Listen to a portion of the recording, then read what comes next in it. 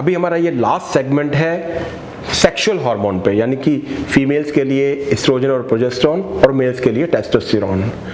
तो हमें ये पता है कि अगर एस्ट्रोजन एंड प्रोजेस्टेरोन बढ़ते हैं तो ज़्यादा एस्ट्रोजन होने की वजह से इंसुलिन रेजिस्टेंस बढ़ता है, और जैसे ही इंसुलिन रेजिस्टेंस बढ़ेगा फीमेल्स में पीसीओडी भी बढ़ेगा, फैट अकोमुलेशन भी बढ़ेगा और मोटापा भी बढ़ेगा। तो एस्ट्रोजन के ज़्यादा होने से मोटापा बढ़ता है। और जैसे हम देखते हैं कि मेनोपॉज के बाद में एस्ट्रोजन कम होना शुरू हो जाता है। बेसिकली जो एस्ट्रोजन है वो सीक्रेट होता है ओवरीज से, एडिपोज टिश्यू से और एड्रिनल ग्लैंड से। मेनोपॉज के बाद में जैसे ही एस्ट्रोजन की मात्रा कम हो जाती है, क्योंकि ओवरीज का फंक्शन कम हो जाता है, तो ओवरीज के द्वारा एस्ट्रोजन नहीं बनता है, मात्रा कम होने लगती है। तो उसकी भरपाई करने के लिए, क्योंकि हमारी बॉडी जो है वो उसमें शिफ्ट अडेप्टेशन बहुत होती है, हमारी बॉडी अपने आप अडेप्ट करती है आने वाली चीज़ों को। जैसे मेनोपॉज के बाद में ऐसा एनवायरनमेंट आ गया कि ओवरी से एस्ट्रोजन नहीं बन रहा, तो उनको, हमारी बॉडी को लगता है कि फैट सेल है वही मेन फैक्ट्री है एस्ट्रोजन बनाने की। तो फैट सेल्स की हाइपरट्रॉफी होनी शुरू हो जाती है, यानी कि ज़्यादा मात्रा में फैट हाइपरट्रॉफी हो जाती है ताकि ज़्यादा मात्रा में एस्ट्रोजन बने, क्योंकि हमारी बॉडी को लगता है कि सिर्फ फैट सेल ही ऐसी फैक्ट्री है जो एस्ट्रोजन बना सकती है। तो एस्ट्रोजन की भरपाई के लिए फैट सेल बढ़ने शुरू हो जाते हैं, और फैट सेल बढ़ने से जो है मोटापा बढ़ना शुरू हो जाता है। इसलिए हमने देखा है कि मेनोपॉज के बाद में जो मोटापा बढ़ता है वो भी स्टबन जो है फैट होते हैं, क्योंकि उसको रिड्यूस करना बहुत मुश्किल होता है, क्योंकि वो एक ऐसा फैट होता है जो बॉडी खुद बनाती है एस्ट्रोजन को ज़्यादा सीक्रेट करने के लिए। और ऐसे स्टबन फैट को कम करना बड़ा मुश्किल होता है, क्योंकि उस टाइम पे जो फैट होता है वो बेसिकली विसरल फैट ज़्यादा होता है।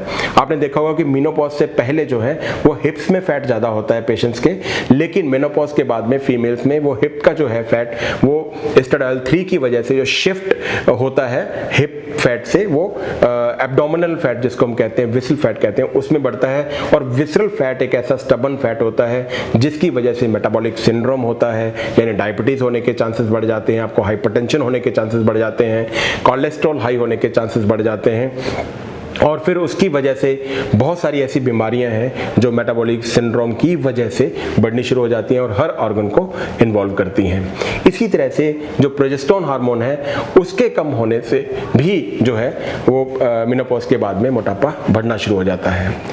टेस्टोस्टेरोन जो होता है वो मेल हार्मोन है, यानी मर्दों में उसकी मात्रा ज़्यादा होती है, लेकिन फीमेल्स में भी वो होता है।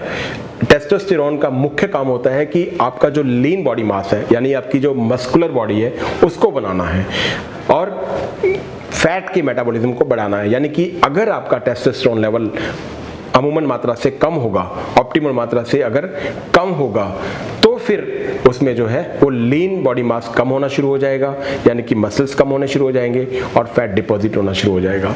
तो जैसे भी हमने मेल्स में देखा है कि जो ओल्ड एज में होते हैं जिनमें टेस्टोस्टेरोन कम हो जाता है या फिर हाइपोथायरायडिज्म जिनमें होता है, टेस्टोस्टेरोन कम होता है, तो उनको मोटापा भी आता है, उनकी मसल्स भी वीक हो जाती हैं, कमज़ोर हो जाती हैं।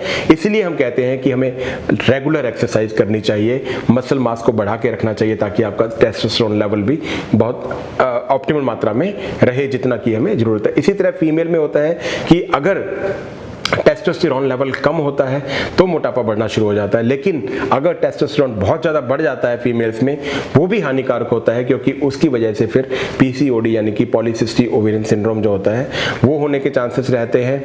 इसलिए हम कहते हैं कि जो ये हार्मोन्स हैं, नटशेल हमारा यही रहता है कि जो ये हार्मोन्स हैं ये बड़े ही छोटी मात्रा में होते हैं, बड़े ही छोटे तत्व होते हैं हमारे शरीर में, लेकिन इनका काम बड़ा इंपॉर्टेंट होता है, क्योंकि सारी बॉडी के मेटाबॉलिज्म को बैलेंस करना, सारी बॉडी के कैलोरी सिस्टम को बैलेंस करना इन्हीं का काम होता है। और एक हमारे शरीर में सबसे इंपॉर्टेंट चीज होती है कि शिफ्ट एडजस्टमेंट होता है, यानी कि अपने आप बॉडी जो है अपने आप बॉडी एडजस्ट हो जाती है। यानी कि जैसे हम डाइटिंग पे रहते हैं, डाइट करते हैं, ज़्यादा कैलोरीज कम लेते हैं, लेकिन हमारी बॉडी को पता है कि हमारा वेट अगर 100 किलो है तो उतने को ही मेंटेन करके रखना है।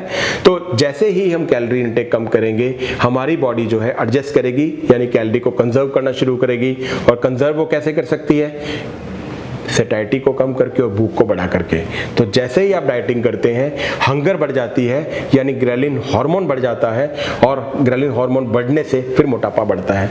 तो बार बार डाइटिंग करने से जो योजो सिस्टम जो होता है डाइटिंग का, उसकी वजह से मोटापा बढ़ना शुरू हो जाता है। तो इसीलिए इन सभी चीज का कॉम्बिनेशन इंपॉर्टेंट रहता है। हमें सिर्फ डाइट ही नहीं करना, साथ में एक्सरसाइज भी करना है, ताकि हमारा मेटाबॉलिज्म भी ज्यादा रहे और हमारा ग्रेलिन हार्मोन भी कम रहे, फैट डिपॉजिट ना हो पाए।